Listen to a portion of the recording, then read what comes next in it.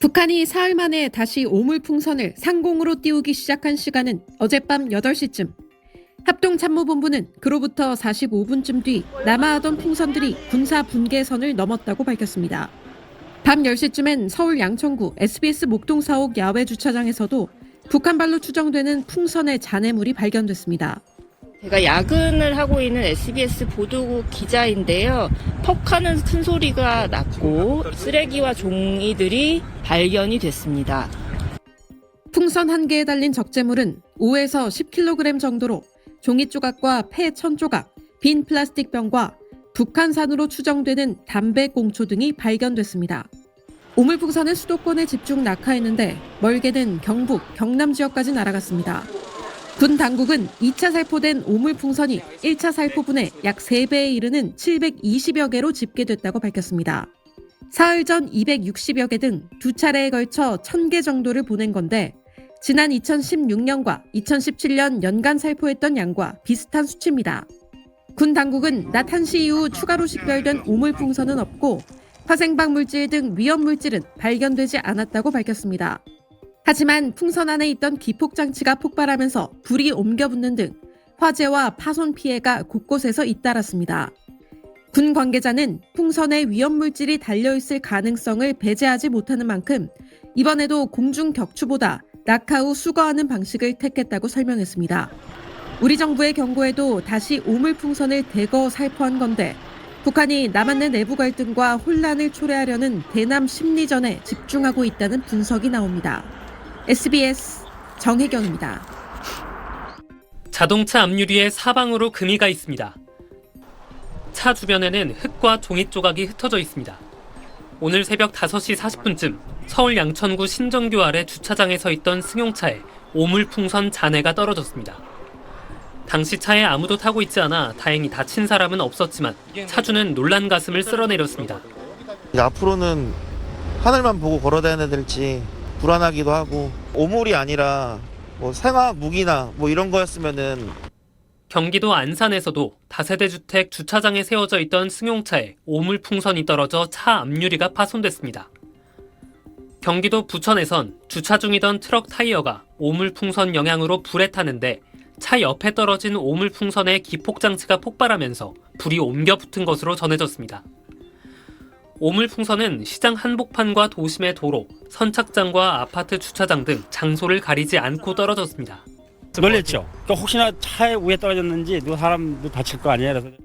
인천공항에도 오물풍선 10개가 떨어져 항공기 운항이 90분간 차질이 빚어졌습니다.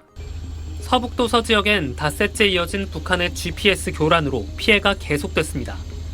오늘 하루 서북도서 지역을 오가는 여객선 GPS에 혼선이 있다는 신고가 11건 집계됐는데 다행히 운행 중단 등으로 이어지지는 않았습니다.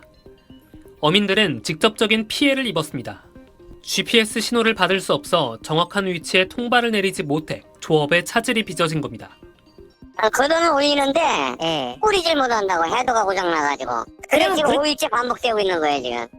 이렇게 피해를 당해도 배상받을 방법은 마땅치 않습니다. 북한의 침투나 도발, 위협에 대응하기 위한 통합방위법 등의 피해 배상 규정은 마련돼 있지 않기 때문입니다. 다만 자동차 피해의 경우 자기 차량 손해보험에 가입돼 있다면 보험 처리가 가능합니다. SBS 최승훈입니다. 대통령실은 오늘 오후 장호진 국가안보실장 주재로 긴급 국가안전보장회의 NSC 상임위원회를 열었습니다.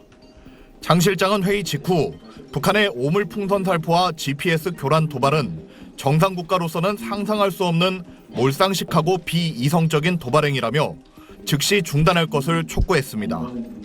그러면서 정부가 예고한 북한이 감내하기 힘든 조치들에 대해 바로 착수하기로 했습니다.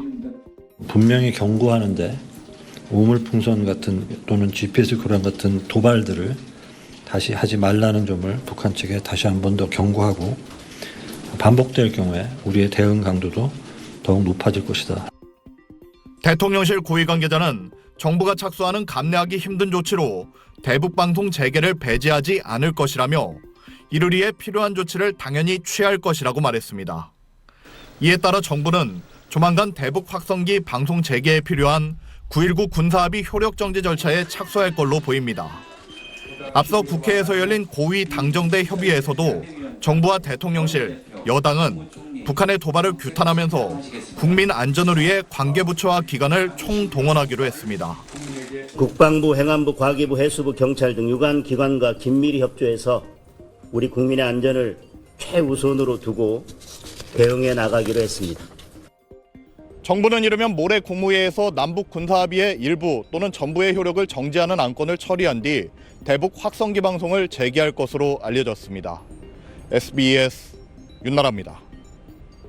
대통령실은 장호진 국가안보실장 주재로 긴급 국가안전보장회의 NSC 상임위원회를 열었습니다.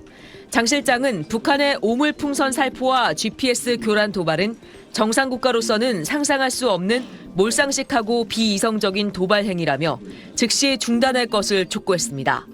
그러면서 정부가 예고한 북한이 감내하기 힘든 조치들에 대해 바로 착수하기로 했습니다.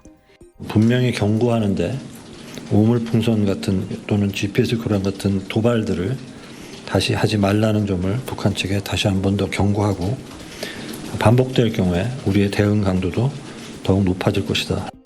대통령실 고위 관계자는 정부가 착수하는 감내하기 힘든 조치로 대북방송 재개를 배제하지 않을 것이라며 이를 위해 필요한 조치를 당연히 취할 것이라고 말했습니다.